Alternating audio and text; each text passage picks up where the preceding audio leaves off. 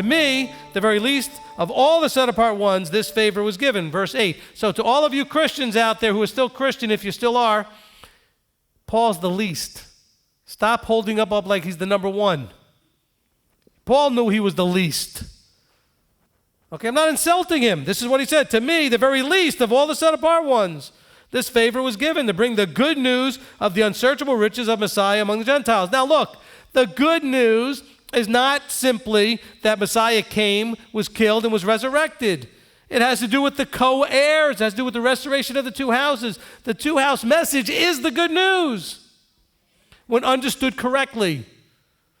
When understood correctly, not the way everybody else out there necessarily is teaching it, the 57 other flavors of it, okay? When understood correctly, that's the good news.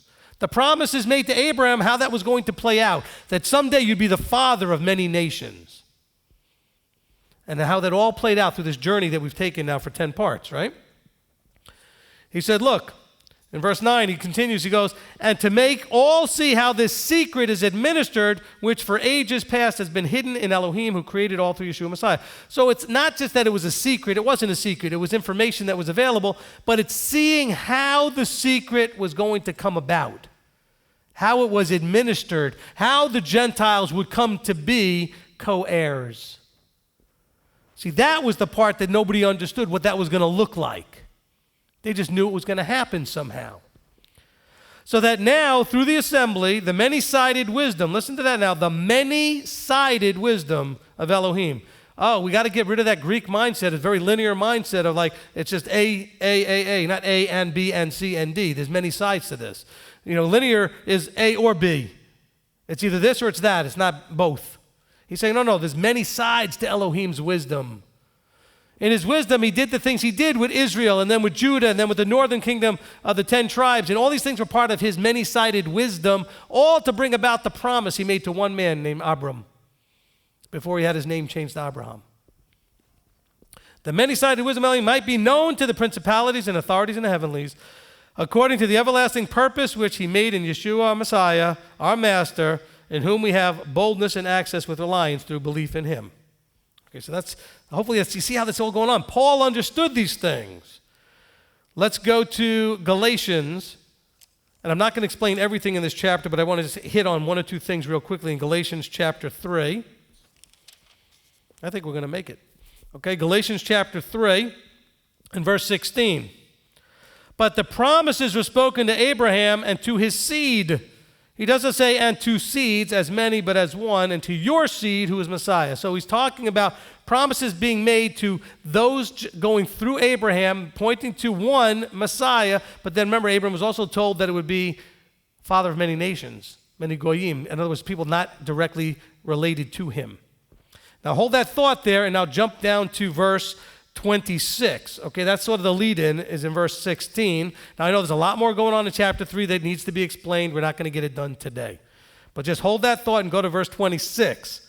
He says, for you are all sons of Elohim through belief in Messiah Yeshua. For as many of you were immersed into Messiah have put on Messiah. Now understand what that means, to be immersed in Messiah. What are you being immersed in? The truth, the life, the way. You're being immersed in the fullness of who and what he is. The Torah. All of what he is. He said, if you've put him on, if you put Messiah on you, and you've gone, some of you were just putting him on. Different phrase. Okay, you're just putting him on. You're just putting me on. No, you literally have to put him on. In other words, wear him. Step into his skin, so to speak. Be him. Think like him. Let this mind be in you. Otherwise, you're just putting him on instead of actually putting Messiah on you.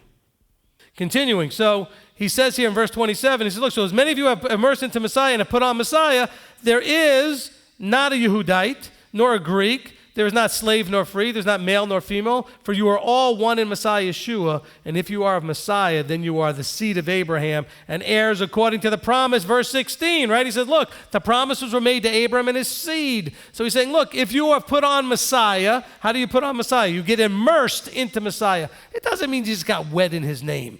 You immersed yourself into the fullness of who and what he is. That's how you put him on you.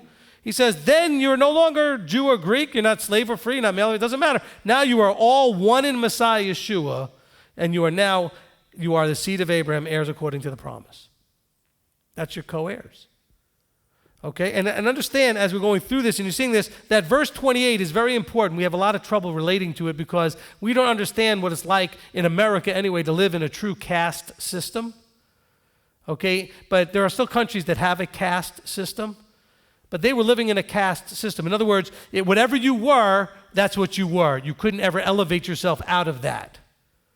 Okay? If you were considered a lower class, there's no way to elevate to an upper class. It was a very rare occasion. Someone in the upper had to bring you up into it and that kind of thing. And he's saying there's no more caste system here. There's no Jew or Greek, no slave or free, no male, female, because even male, female was a caste system. You see that still in a lot of countries where women have no rights, women have no say, women are property, etc. He says, you were all heirs.